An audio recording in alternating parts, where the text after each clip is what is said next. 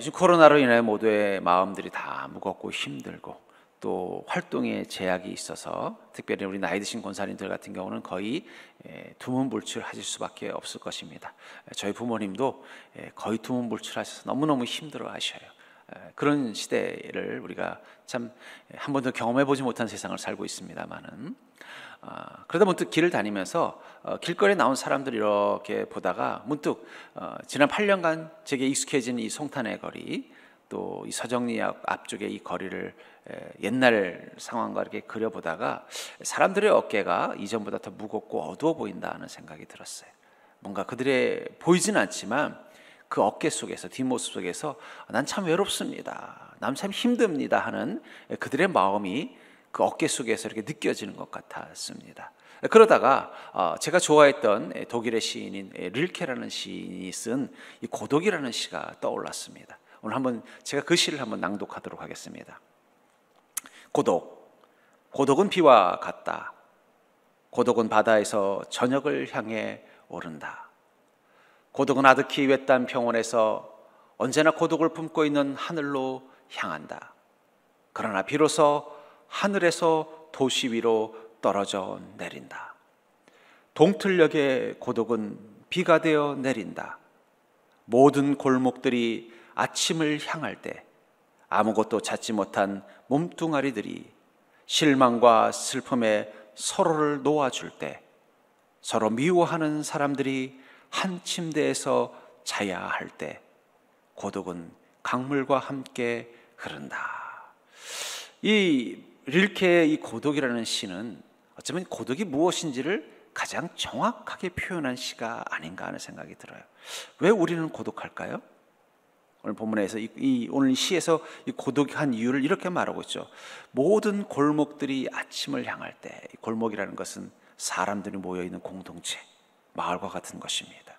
그들이 희망을 꿈꾸는 아침을 향하는데 어떻다고 말하고 있냐면 아무것도 찾지 못한 몸뚱아리들, 뭔가 인생의 의미와 가치와 꿈과 자기의 목표를 위해서 열심히 살아왔지만 아무것도 찾지 못한 몸뚱아리들 위에 고독이 비처럼 내린다고 말하고 있다는 것입니다. 또 실망과 슬픔에 서로를 놓아줄 때, 사람들에게 기대했지만 실망을 주고 그 사람을 통해 기쁨을 얻고 위로를 얻고 싶었지만 더 슬퍼지게 됐을 때, 그래서 서로를 놓아주려고 할 때, 포기하려고 할 때, 그들에 대한 기대를 내려놓을 때 우리는 고독이 하늘에서 비처럼 우리 가운데 내린다는 거예요. 또 서로 미워하는 사람들이 한 침대에서 자야 할 때, 미워하지만 믿을 수 없지만 같이 함께 몸을 부대끼며 살아야 될 때, 그때 우리는 고독하다 하는 고독이 비처럼 내린다라고 표현하고 있습니다. 그렇죠. 여러분, 고독한 이유가 뭘까요? 그것은 우리가 마치 이 릴케의 시에서 고백한 것처럼 내가 인생에 뭔가 의미와 가치를 찾으려고 노력해봤지만 아무것도 찾지 못한 허망한 인생이라고 느껴질 때 우리는 고독해지는 것입니다. 우린 사람들에게 뭔가 기대를 했지만 그들에게 실망을 하고, 사람들을 통해서 위로와 힘을 얻고 싶었지만 그들 때문에 더 슬퍼지고 더 괴로워질 때 우린 고독하다고 느끼는 것입니다. 그런데 거기다 더해서 내 주변에는 온통 나를 미워하는 사람들 뿐이고 그 사람들과 어쩔 수 없이 함께 더불어 살아야 될 때 우린 더 고독할 수밖에 없다는 거예요. 오늘 본문에 나오는 이 여인이 바로 그런 고독한 여인이었어요. 한번 상상해 보십시오. 이 여인이 한낮, 여기 6시 위에 성경에 보면 6시라고 되어 있는데 낮 12시입니다. 이스라엘 땅은 일교차가 심한 땅이에요. 낮과 밤의 교차가 심한 땅이에요. 그러니까 한낮에는 길거리도 다니지 않아요. 대부분 집에서 그늘에서 쉬지 어디 돌아다니지도 않는데요. 근데 이 여인은 지금 이 낮에, 그것도 어디예요? 마을 바깥에 있는 야곱의 우물이라는 이 우물가에 물을 기르러 무거운 이 흙으로 만든 항아리, 물 항아리를 이고서 오고 있더라는 거예요. 어쩌면 그녀가 이 수가성에서 나와서 이 뜨거운 대낮에 물 항아리를 이고 혼자서, 그것도 여럿이 아니라 혼자서 걸어오고 있는 그 모습을 예수님이 우물가에 앉아서 보았을 때 주님은 그녀의 어깨에서 무엇을 보았을까요? 참 고독해 보이는구나. 하지만 그녀의 머리에 있는 항아리가 물 항아리가 아니라 그녀의 인생을 고독하게 만드는 아무것도 찾지 못한 몸뚱아리, 그리고 실망과 슬픔에 사로잡힌 서로를 놓아줄 수밖에 없는 그 관계, 그리고 자기 주변에 온통 자기를 미워하는 사람들과 함께 살아야 되는 힘겨운 자기의 운명, 그게 그 항아리처럼 보였을 것 같습니다. 그리고 그 고독한 그녀의 모습, 저는 그게 어쩌면 주님의 눈에는 지금 이 땅 가운데 있는 사람들에게서도 주님은 똑같은 고독한 모습을 보고 사는 것 같아요. 참 사람들이 사는 게 고독해 보이는구나. 특별히 코로나로 인하여 우리는 더 육체적으로도 고립될 수밖에 없는 고독한 시간들을 살고 있습니다. 거기다 더해서 요즘은 그리스도인인 게 더 고독해지는 거예요. 어디 가서 그리스도인이라고 말을 잘못했다가는 이상한 소리도 듣게 되고 싸움을 하게 되는, 이 그리스도인이기 때문에 더 고독해지는 이 시대 가운데서 우리는 이 고독을 어떻게 다뤄야 할까요? 저는 오늘 본문에서 이 한 고독한 여인이 자기를 고독하게 하는 그 수가성을 나와서 그 야곱의 샘터에서 예수 그리스도를 통해서 자신의 그 고독한 삶의 문제를 해결받는 그 은혜를 통해서 여러분들의 인생 가운데 있는 그 고독, 마치 하늘에서 내리는 비처럼 여러분들의 삶에 젖어버린 그 고독을 떨구어내고 진정한 평안과 기쁨을 누리는 인생이 될 수 있기를 주의 이름으로 간절히 축원합니다. 먼저 그녀의 고독은 기쁨이 없는 일상이 만들어냈다는 거예요. 그녀가 고독한 이유는 그녀의 삶 가운데 기쁨이 없는 일상이 그녀를 고독하게 만들었다는 것입니다. 6절을 다시 보시면, 6절을 보시면 본문 6절에 거기 또 야곱의 우물이 있더라. 예수께서 길 가시다가 피곤하여 우물 곁에 그대로 앉으시니 때가 6시쯤 되었더라. 아까도 말한 것처럼 이 우물가, 이 여인이 예수님을 우물가에서 만났던 그 시간은 6시, 지금 우리나라의 시간으로 치면 낮 12시를 뜻하는 것입니다. 이 낮 12시는 가장 더운 시간이며 낮 12시에 우물가에 오는 여인은 없어요. 여인들이 우물에 물을 떠올 때는 좀 선선해졌을 때, 왜냐하면 무거운 항아리를 일고 와야 되는데 얼마나 덥겠습니까? 거기다 물을 채워가면 얼마나 무겁겠어요. 그러니까는 좀 선선할 때 간다는 거예요. 또 혼자 가지 않습니다. 같이 가요. 그것도 마을 안에 있는 우물도 아니고 마을 바깥에 있는 우물이라면 얼마나 위험하겠어요. 들짐승을 만날 수도 있고 도적을 만날 수도 있고, 그렇기 때문에 여성들이 물을 기르러 갈 때는 늘 같이 이웃들과 함께 또는 그 가정에 있는 어떤 가족들, 여성들과 함께 이동하지 혼자서 물을 기르러 오지는 않는다는 거예요. 근데 왜 이 여인은 한낮에, 아무도 가지 않는 그 한낮에, 그것도 혼자 몸으로 이 성 바깥에 있는 이 우물가에 물을 기르러 왔을까요? 제가 어느 한 교육 전문가가 가출 청소년에 관한 이야기하는 걸 이렇게 보다가 참 재밌는 말을 들었어요. 그분이 그러더라고요. 그 청소년들이 가출하는 이유가 뭔지 아세요? 라고 물어보더라고요. 이유가 뭡니까? 그랬더니 청소년들이 가출을 하는 이유는 그들이 가출해서 자는 역전 바닥이 자기 방보다 편하기 때문입니다. 이 말을 하더라고요. 그 말이 저한테는 확 와닿았어요. 그래서 그 말을 하는 거예요. 만약에 그 청소년들이 가출한 그 청소년이 집에 자기 방에 누워있는 것보다 여전히 그 역전에 있는 그 낡은 벤치에 누워 자는 게 편하다면 아무리 그 아이를 데려다가 집에 갖다 놔도 그 아이는 또 나갈 거라는 거예요. 그러면 그 아이가 다시 집으로 돌아가게 하는 방법은 무엇일 거냐? 그것은 그 역전에서 역전의 땅바닥보다 자기 방이 편하면 된다는 거예요. 자기 방이 더 편안해지게 만들면 나갔다가도 다시 들어온다는 거예요. 들어오지 말라 그래도 들어온다는 거예요. 그럼 제가 그때 깨달은 게 있습니다. 어떻게 자기 방보다 역전 땅바닥이 더 편할 수 있을까? 근데 때로는 우리도 그런 걸 경험할 때가 있어요. 사람들과 있는 것보다, 혼자 있는 것보다 사람들과 있는 게 더 고독할 때가 있다는 거예요. 이 여인이 그런 여인인 거예요. 왜 이 여인이 뜨거운 대낮에 그것도 혼자 몸으로 이 마을 바깥에 있는 우물가에 물을 기르러 온 이유는 무엇입니까? 그 마을, 자기 집에 이 뜨거운 대낮에 가족들과 함께 있는 게 고독했던 거예요. 한낮이 되면은 일하던 가족들도 다 집에 들어와서 잠시 그늘 속에서 더위를 피하고 그리고 좀 선선해지면 나가서 일을 하는, 그러다 보면 가족들까지 모여 있잖아요. 그럼 그 시간이 얼마나 좋은 시간이겠어요. 근데 그녀는 그 시간이 더 고독한 시간이라는 거예요. 함께 물을 기르러 가는 그 여인들과 함께 물을 기르러 가는 게 더 고독했던 거예요.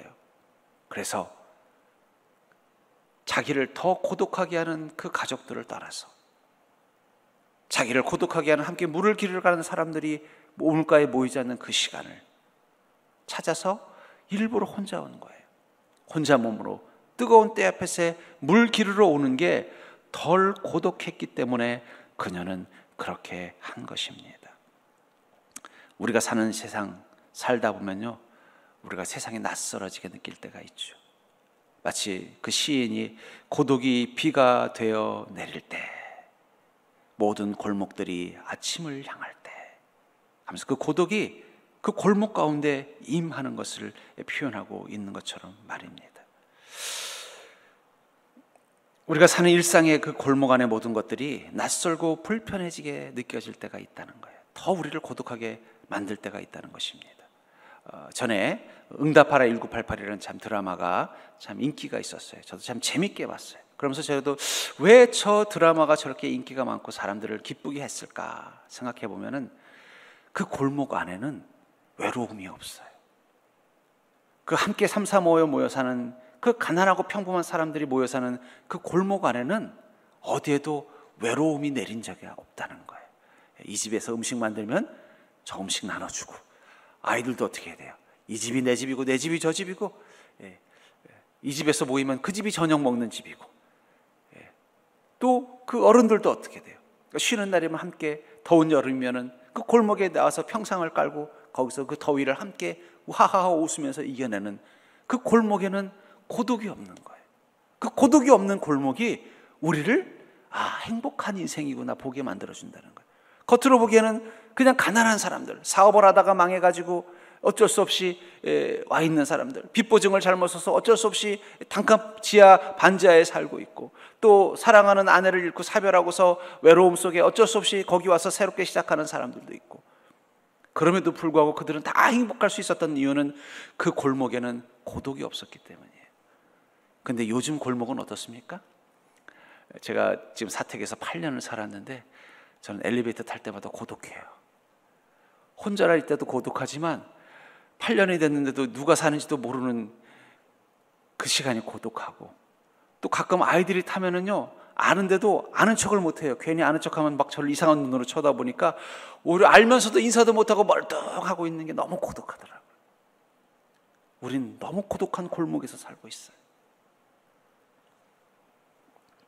어쩌면 현대인들은 지금 왜 이렇게 살고 있을까, 불행할까? 그건 그들이 그 일상의 기쁨을 잃어버렸기 때문이에요.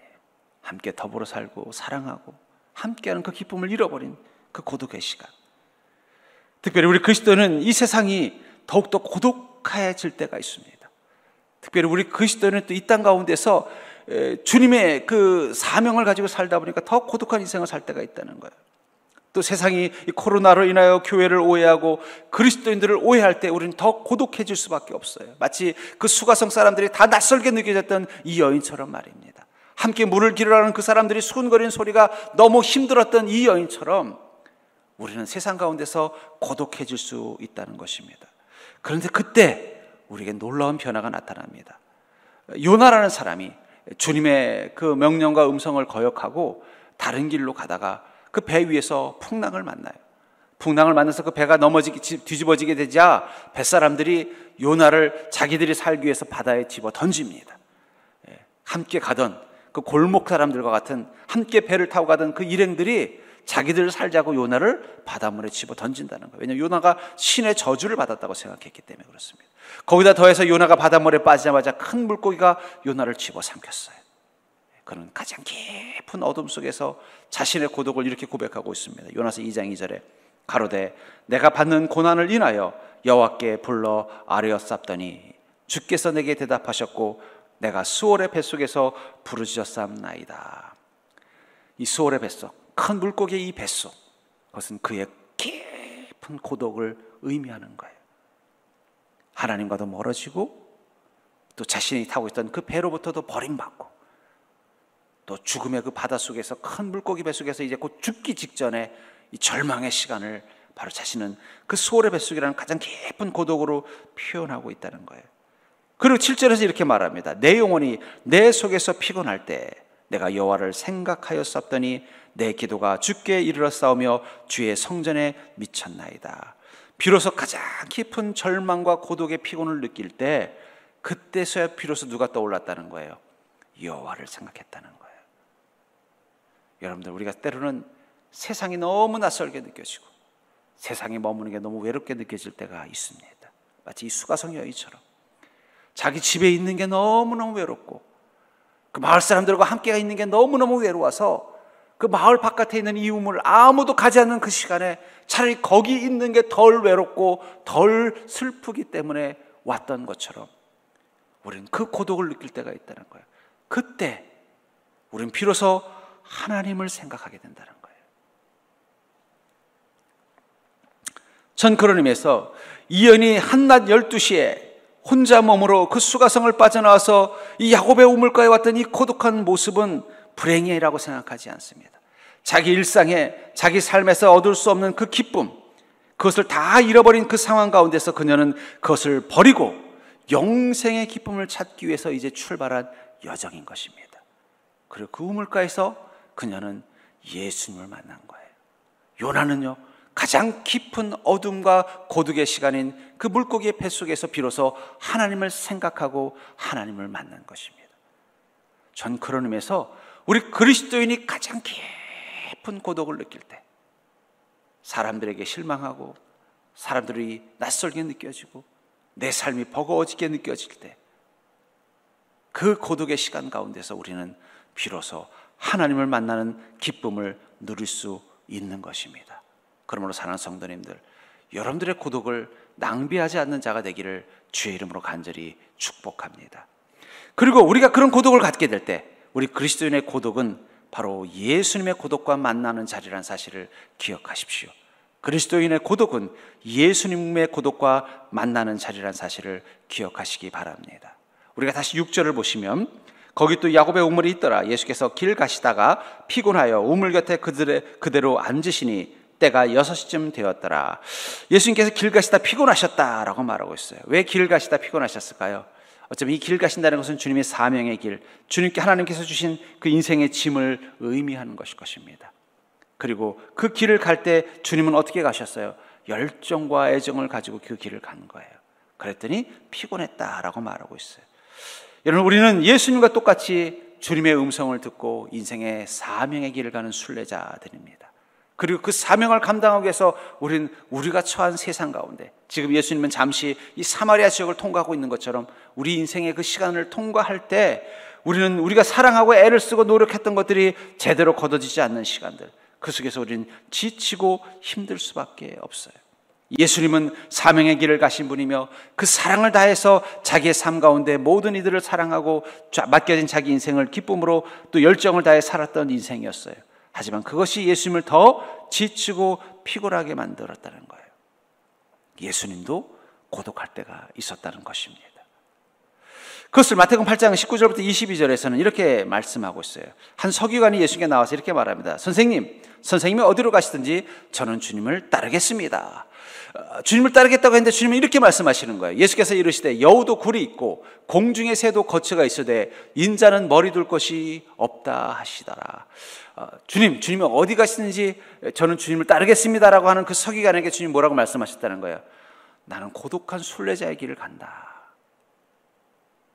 그 말은 무슨 말이에요? 나는 순례자의 길을 간다는 건 너도 나와 똑같이 고독한 길을 가야 되는데 갈 수 있겠느냐 하는 질문이에요. 그 다음에 또 문장이 이렇게 나옵니다. 그 다음에 이렇게 또 말을 하죠. 예수님의 제자들이 이렇게 말하는 거예요. 제자 중 한 사람이 이르시되 주여 내가 먼저 가서 내 아버지를 장사하게 허락하옵소서. 우리가 이 말을 예수님께서는 가족들도 등한히 하라 이런 뜻으로 이해하는데 그게 아니에요. 아버지가 돌아가셨다는 것은 이 제자에게는 어떤 것이 상황일까요? 가장 슬프고 외로울 때예요. 그렇죠?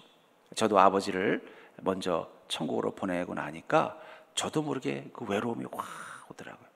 나에게 어떻게 보면 어릴 때부터 내 인생의 가장 큰 울타리가 됐던 분이 내 삶에서 없어졌다는 생각이 확 오면서 그 고독이 밀려오더라고요. 이제 나는 아버지가 없는 자녀구나, 아들이구나, 이런 고독감이 확 밀려오는 걸 느꼈다는 거예요. 그런 그에게 뭐라고 말씀하시는 거예요? 예수께서 이르시되 죽은 자들이 그들의 죽은 자들을 장사하게 하고 너는 나를 따르라. 그런 마음을 가진 자, 마음의 고독과 고통을 가진 자가 나를 따를 수 있다는 것을 말해 주는 거예요. 저는 이것을 통해서 어쩌면 우리 인생의 고통이 만든 것이 고독이라고 생각합니다. 우리가 고독한 이유는 인생에 고통이 있기 때문이에요. 이 수가성 여인이 남편이 5명이나 될 만큼 결혼 생활이 불행하지 않았다면, 또 수가성 여인이 어떤 이유인지 모르지만 동네 사람들로부터 또 동네 안악들로부터 왕따를 당하는, 따돌림을 당하는 그런 인생이 되지 않았다면, 그래서 함께 물 기르러 갈 사람도 없고, 아니 같이 물 기르러 가는 게 더 고통스러워서 아무도 가지 않는 한낮에 혼자서 물 기르러 올 수밖에 없는 인생이지 않았다면, 그녀는 그 고독을 가지고 예수님을 만나지는 못했을 거예요. 고통스러웠기 때문에 예수님 만난 거예요. 만약에 가정에 문제가 없고 주변 사람들 자기를 다 사랑해 준다면 이 뜨거운 때 앞에서 예수님 만나러 이 우물가까지 올 수 있었겠어요? 예수님을 만날 수 있었겠냐는 거예요. 그리고 그녀는 자신의 고독을 마치 그 머리에 있는 항아리처럼 가득 이고는 주님 앞에 선 것입니다. 그리고 주님께서 그녀의 고독을 해결해 주셨어요. 어떻게 해결해 주셨는지 아세요? 주님께서 7절에 이렇게 말씀하십니다. 사마리아의 여자 한 사람이 물을 기르러 왔음에 예수께서 물을 좀 달라 하시니, 예수님이 보시니까 참 저 여인이 불쌍한 여인이에요. 남편이 여러 번, 결혼 생활도 여러 번 실패하고, 또 그 결혼 생활도 현재 지금 실패한 그 결혼 생활로 고통스럽고, 주변 사람들은 자신을 마치 부도덕한 여성, 또 자기를 뭔가 문제가 있는 인생으로 막 비아냥거리고 싫어하고, 그 수가성 안에 있는 것이 너무너무 힘들어서 도망 나오듯이 물 기른다는 핑계로 이 야곱의 우물가까지 온 그녀를 봤으면 주님이 아이고 얼마나 힘드니, 수고하고 무거운 짐진 자야, 이리 와라, 내가 너를 쉬게 해주겠다, 이렇게 말씀하시면 좋은데 대뜸 무슨 말부터 하셨어요? 나 물 좀 다오. 왜냐하면 여기 이 우물은 도르래를 해서 이렇게 속에 깊은 곳에 있는 물을 퍼올려야 되는데 이걸 거기 늘 놔두는 게 아닌 거예요. 왜냐하면 가져가 버리니까. 그러니까 본인이 물 기르러 온 사람이 자기가 그걸 가지고 와야 되는 거예요. 항아리 들고 그 항아리 속에다가 그거 들고 와서 물 길어서 들고 또 가지고 가는 거예요. 그러니까 예수님이 아무리 우물가에 있어도 어떻게 돼요? 물을 기를 수 없는 거예요. 이게 없으니까. 그러니 주님께서 나에게 물을 다오 먼저 하시는 거예요. 그러니까 그 여인은 어떤 생각을 했을까? 처음에는 아이고 예수님이 이분이 참 목이 되게 마르셨나 보네, 보자 물부터 달라고 하는 걸 보니까 하면서 뭐예요? 보니까는 유대인인데 유대인이 사마리아인에게 물 달라고 하니까는 좀 퉁명스럽게, 혹은 조금 뭔가 약간 뭐라고 할까, 좀 안쓰럽다는 마음으로 웃으면서 그렇게 했죠. 아이고, 아니 유대인이 이 사마리아인하고도 이렇게 말도 섞으시고 그러시네요. 그럼 주님께서 왜 물부터 달라고 했을까요? 그 이유를 저는 고린도서 1장 5절에서 답을 찾습니다. 고린도서 1장 5절에 보면은 그리스도의 고난이 우리에게 넘친 것 같이 우리가 받는 위로도 그리스도로 말미암아 넘치는도다. 여기 우리라는 이 그리스도인, 고린도 교인일 수도 있고 바울 목사님일 수도 있지만 그 그리스도인에게 무엇이 넘친다고 말하고 있어요? 그리스도의 고난이 넘친다는 거예요. 물론 인생에 이 믿음을 지키느라고 어려운 것도 있지만 그만큼 예수 그리스도의 고난을 묵상하며 살고 있었다는 거예요. 주님의 고통, 주님의 십자가, 주님의 아픔을 묵상하자 무엇도 넘친다고 말하고 있어요? 그리스도로 말미암아 우리가 받는 위로도 넘친다. 여러분, 우리가 우리 인생의 고난의 무게로부터 벗어날 수 있는 제일 좋은 방법은 그리스도의 고난을 만나는 것입니다. 내가 외로우면 외로울수록 예수 그리스도의 고독을 묵상해 보십시오. 내 인생이 버거우면 버거울수록 예수 그리스도의 십자가를 묵상해 보십시오. 내 인생이 힘들고 지치고 피곤할수록 예수님의 그 걸음을 묵상해 보십시오. 마치 이 여인이 자신도 목말라서 항아리를 이고 오고 있지만 지금 예수님이 내게 물을 달라고 하는 그 순간 주님의 목마름에 관심을 갖게 된 것처럼 우리가 주님의 고독, 주님의 고난, 주님의 아픔에 우리의 마음을 열어 고민하고 묵상하는 그 순간 그리스도의 고난이 우리 안에 넘치는 것처럼 그리스도의 위로도 우리 가운데 넘친다고 말하고 있는 거예요. 이게 놀랍지 않습니까? 만약에 이 여인이 예수님을 보면서 아이고 저 사람은 얼마나 목이 말랐으면 물 뜨는 도르래도 없으면서 물 먹으려고 저 우물가에서 이 대낮에 기웃거리고 있었나, 아이고 안쓰러워, 이런 마음이 없이 아이고 혼자 와서 조용히 좀 물이나 먹고 좀 쉬었다 가려고 그랬더니 웬 외간 남자가 앉아있네, 저 사람은 또 도둑일지도 모르겠는데 어떻게 해야 되지 하면서 경계하면서 난 못 줘요 하고 만약에 돌아가 버렸다면 어떻게 됐을까요? 그녀는 자신의 고독을 예수 그리스도를 통해서 해결하지 못했을 거예요. 자신의 아픔과 고통을 예수님을 만나서 해결할 수 없었다는 거예요. 근데도 그녀는 자신이 너무 목마르기 때문에, 자신이 너무나 피곤하고 힘들기 때문에 지금 그 우물가에 앉아있는 이 낯설은 유대인이 안쓰러워 보였던 거예요. 거기다가 또 자기에게 물을 달라고 하니까 아이고, 평소에 유대인들은 사마리아인이 오면은 침을 뱉고 피해 가는데 이 사람이 얼마나 목이 말랐으면 나한테 물을 달라고 애걸까지 하겠나니까는 더 안쓰러운 마음을 가지고 예수님 바라봤다는 거예요. 그 순간 자신의 고독이 사라지는 걸 느끼는 거예요. 영원히 목마르지 않는 생수가 경험되는 것을 느낀 것입니다. 여러분들, 우리가 우리 인생의 고독과 고통으로부터 벗어날 수 있는 것은 주님의 십자가를 묵상할 때예요. 우리 그리스도인들이 이 땅 가운데 살면서 얼마나 많이 외로웠겠어요. 여러분, 아까 릴케의 시에서도 보았지만은 사람들과 더불어 사는 그 골목, 그 속에서 아무것도 인생의 목적도 찾지 못하고 만나는 사람들마다 나에게 실망과 슬픔을 주고 또 나와 함께 있는 사람들은 하나같이 나를 싫어하고 미워하는 사람들만 있는 그 골목에서 사는 것만으로도 버거워 죽겠는데, 외로워 죽겠는데, 거기다 그리스도인이라는 이라로 더 비난받고 오해받을 때 우리의 외로움은 더 사무칠 수밖에 없다는 거예요. 이 땅이 더 낯설게 느껴지고 인생이 더 버거워질 수밖에 없다는 거예요. 근데 놀라운 건 이 역사 속에 보면 많은 그리스도인들은 한 명도 고독한 그리스도인을 본 적이 없습니다. 왜냐하면 그들은 그 고독과 아픔 가운데서 예수 그리스도의 고독, 예수 그리스도의 고난을 묵상하는 자였기 때문이에요. 주님의 고난을 묵상하는 순간 주님의 위로가 부어지는 거예요. 예수님의 목마름을 묵상하는 순간 영원히 목마르지 않는 생수가 그녀의 그 마음의 항아리 속에 채워진 것입니다. 그게 바로 믿는 자의 축복입니다. 여러분, 고독하세요? 고단하세요? 외로우세요? 슬프세요? 자기의 빈 항아리를 보지 마시고 예수님의 고독을 묵상하십시오. 예수님의 고난을 묵상하십시오. 예수님의 고단한 인생을 묵상하십시오. 그러면 주님의 위로가, 영원히 목마르지 않는 천국의 생수가 여러분들의 외로운 항아리 같은 마음속에 채워질 줄 믿습니다. 그렇기 때문에 고독한 시간은 세상의 기쁨을 잃고 천국의 기쁨을 얻는 자리입니다. 우리 그리스도인에게 고독한 시간이라는 것은 세상의 기쁨을 잃고 천국의 기쁨을 얻는 자리입니다. 드디어 예수 그리스도를 통해서 자기의 그 빈 항아리가 영원히 목마르지 않는 천국의 생수로 채워진 그 순간 그녀는 기뻐서 어떻게 했습니까? 28절을 보면 이렇게 말하고 있습니다.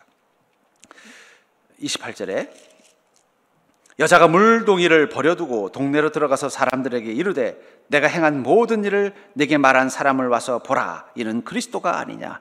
그녀는 물동이를 버려두고 누구에게로 갔다고 말하고 있어요? 자기를 너무너무 고독하게 만든 그 사람들에게 다가갔다는 거예요. 여러분들, 우리가 왜 고독해요? 사람들의 시선이 자기를 환대하지 않기 때문에. 가족들도 자기를 싫어하고 이웃들도 자기를 무시하고 그 눈빛이 끔찍해서 지금 여기로 달려왔는데 그녀가 이곳에 와서 예수 그리스도를 통해서 자신의 고독이 치유되니까 어떻게 된 거예요? 달려가더라는 거예요. 가서 그들에게 뭐라는 거예요? 내가 예수님을 만났어. 내가 그리스도를 만났어. 내가 하나님을 만났어. 내 고독이 그분을 통해 치유됐어. 내 아픔이 그분을 통해서 치유됐어. 너희들도 와서 예수님 만나. 그들의 시선이 더 이상 고통스럽지 않게 되더라는 거예요. 우리가 예수님을 그리스도로 선포할 수 있다는 것, 그것은 우리가 천국의 기쁨을 맛본 자이기 때문인 것입니다. 이 여인이 자기를 너무너무 힘들게 하고 외롭게 만들고 고독하게 만들었던 그 사람들에게 기쁜 표정을 짓고 가서 내가 예수님을 만났다고 말할 수 있었던 것은 그녀가 이미 예수님을 그 야곱의 우물가에서 예수를 만나는 순간 영원히 목마르지 않는 천국의 기쁨을 맛보았기 때문에 가능하다는 거예요. 전 그런 의미에서 구원의 확신이라는 것은 바로 천국의 생수를 맛보는 것입니다. 전 여러분들이 그 영원히 목마르지 않는 천국의 생수를 맛본 자가 될 수 있기를 주의 이름으로 간절히 축복합니다. 그것을 맛보고 나서 그녀가 제일 먼저 한 게 뭐예요? 자신의 그 빈 항아리를 던져버린 것입니다. 그 항아리는 어떤 항아리예요? 자기 인생을 늘 목마르게 하는 항아리, 채우면 채울수록 더 무거워지는 항아리. 옛날에는요 플라스틱 항아리가 없었어요. 밖에 달린 것도 없습니다. 흙으로 구워서 빚어서 구운 무거운 항아리, 그걸 머리에 이고 오면은 거기다 물을 담으면 돌아갈 때는 더 무거워요. 거기 담겨있는 물보다 더 많은 땀을 흘려야 돼요. 그럼 그 물은 자기가 다 마시나요? 가족들이 와서 다 마셔버리고 자기는 몇 모금 마시지도 못해요. 아까워서. 비면은요 또 그걸 이고 또 물을 받들어 또 뜨거운 떼햇볕을 통해 가야만 되는, 목마름을 주는, 금세 비워져서 더 목마름이 반복되어지는 자기의 그 힘들고 고단한 인생을 상징하는 그 항아리를 그녀는 버려버렸어요. 왜 그랬을까요? 그 항아리가 채워지지 않아도 충분히 기쁘고 평안하기 때문입니다. 그녀를 목마르게 했던 그 항아리, 채워지지 않아서 힘들었던 그 항아리, 그들의 고독을 상징하는 그 항아리는 무엇일까요? 저는 고독을 이렇게 정의를 내리고 싶어요. 저를 따라해 볼까요? 고독이란 무거워 버려야 하나 버리지 못하는 우리의 갈등이다. 그러니까 우리가 고독하다는 건 뭐냐면 무거워서 버려야 하지만 버리지 못하는 갈등이 우리를 고독하게 만든다는 거예요. 바울 목사님도 고독한 인생이었어요. 그러나 예수 그리스도를 만나서 그 고독을 이겨냈습니다. 그리고 자신이 그 고독을 이겨낼 수 있었던 그 비결을 디도서 2장 11절부터 13절에 이렇게 설명하고 있습니다. 모든 사람에게 구원을 주시는 하나님의 은혜가 나타나 우리를 양육하시되 경건하지 않은 것과 이 세상 정욕을 다 버리고, 그녀가 바울 목사님이 예수 그리스도를 통해 하나님의 은혜, 그것을 경험하는 순간 그가 버렸던 것은 무엇이라고 말하고 있습니까? 경건하지 않은 것과 이 세상의 정욕이라는 거예요. 어쩌면 그녀를 가장 고독하게 만든 건 가족도 아니고 그 마을 사람도 아닐지도 몰라요. 그녀의 마음속에 있었던 경건하지 않은 죄와 그리고 이 땅에 대한 욕망, 그것이 사람들에게 오해를 사고, 그것이 사람들을 불편하게 만들고, 그것이 사람들과의 관계에서 갈등을 만들어서 그녀를 결국은 외롭게 만든 거예요. 그것은 그녀만 그럴까요? 이 땅의 모든 타락한 인간들은 똑같은 이유로 고독한 거예요. 사람들이 나를 고독하게 만드는 게 아니에요. 내 안에 남아있는 이 항아리와 같은 것, 내 안에 여전히 남아있는 그 죄, 경건하지 않은 그 죄의 마음들, 그리고 이 땅에 대한 욕망, 그것들이 드러날 때마다 사람들은 점점 나를 경계하고, 사람들은 점점 나를 멀리하고, 사람들은 점점 나를 싫어하고, 그게 나를 고독하게 만드는 거예요. 그것을 바울 목사님은 어떻게 했다는 거예요? 다 버리고 신중함과 의로움과 경건함으로 이 세상에 살고, 말씀과 믿음으로 빚어진 항아리, 그 안에는요 하나님이 주시는 인내와 그리고 선한 의로움과 그리고 예수 그리스도의 보혈로 이루어진 그 경건함의 믿음을 가지고 사는 자가 되었기 때문에 더 이상 바울은 고독한 자가 아닌 것입니다. 우리가 이 땅 가운데서 고독해지지 않는 방법은 여전히 우리를 버겁게 만드는, 버리지 못하는, 버려야만 할 것들, 그것들을 버리는 것입니다. 마치 이 수가성 여인이 그 물 항아리를 버린 것처럼, 그리고요 오직 주님을 통해서 우리에게 주어지는 영원히 목마르지 않는 생수와 같은 그 은혜와 말씀만을 담고 사는 것입니다. 그게 바로 우리가 고독한 삶을 끝내는 비결이에요. 전 그런 의미에서 교회는 야곱의 우물터와 같은 것이며, 우리에게 신앙을 갖는다는 것은 우리의 고독을 안고 예수님을 만나서 우리를 고독하게 만드는 그 물 항아리를 버려버리고 영원히 목마르지 않는 생수를 담을 수 있는 그 말씀과 믿음으로만 살아가는 것입니다. 이 말씀을 묵상하면서 하나님이 저에게 또 은혜의 찬양을 주셨어요. 한번 그 찬양을 함께 묵상해 보기를 원합니다.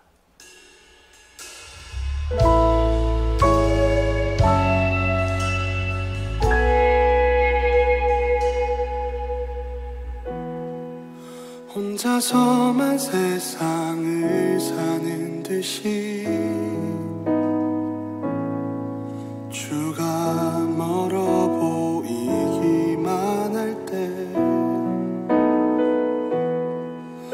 우리는 바라보아야 하네.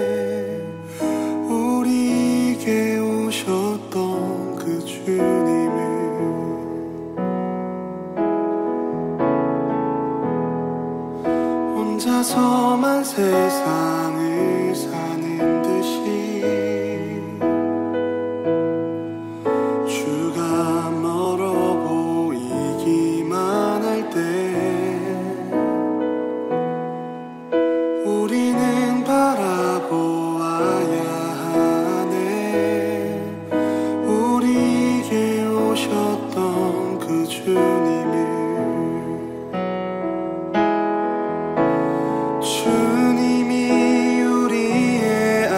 아픈 마음을 아시네. 가까이서 우리의 아픔에 공감하시네. 우리 가운데 찾아오셨던 그 주님이 우리의 모든 상황에 공감하시네.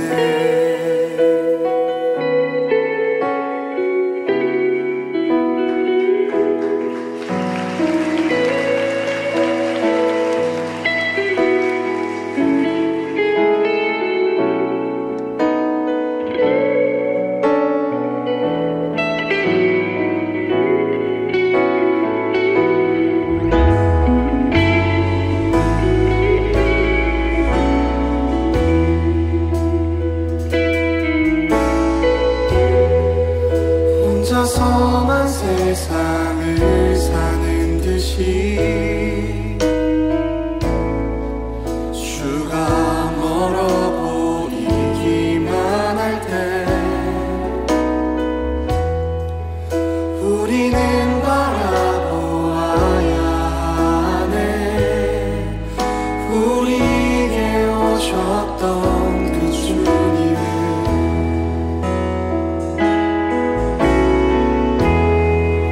혼자서만 세상을 사는 듯이 주가 멀어 보이기만 할 때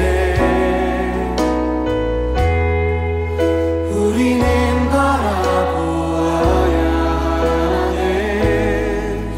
우리에게 오셨던 그 주님을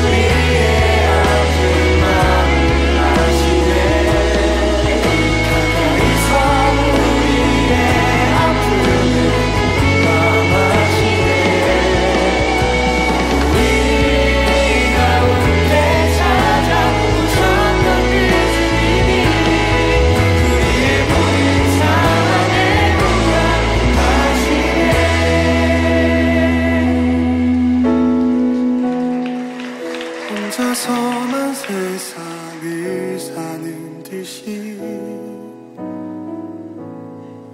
주가 멀어 보이기만 할 때 우리는 바라보아야 하네. 우리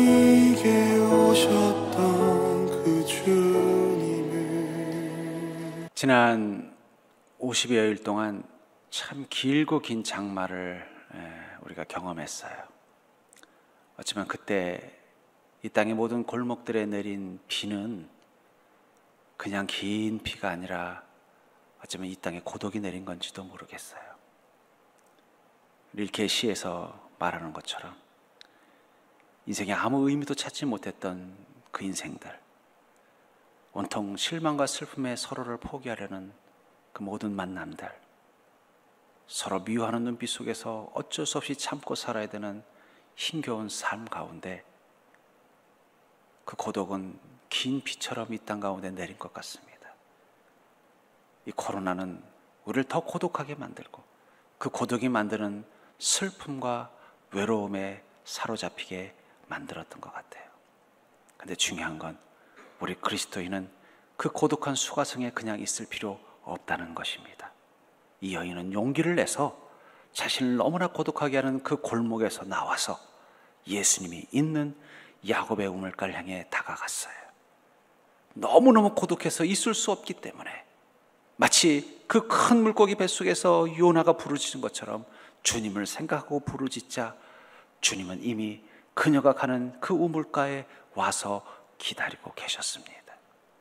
전 그런 의미에서 지금이야말로 이 땅에 마치 그 고독이 그 골목에 내리는 비처럼 모든 천지에 잔뜩 적셔져 있는 이 땅에서 우리가 행할 일은 바로 우리의 그 고독을 주님께 내어놓고 주님께서 우리의 아픔을 아시며 우리를 공감해 주시는 그 은혜 앞에 그 은혜의 야곱의 물가로 나가는 것입니다.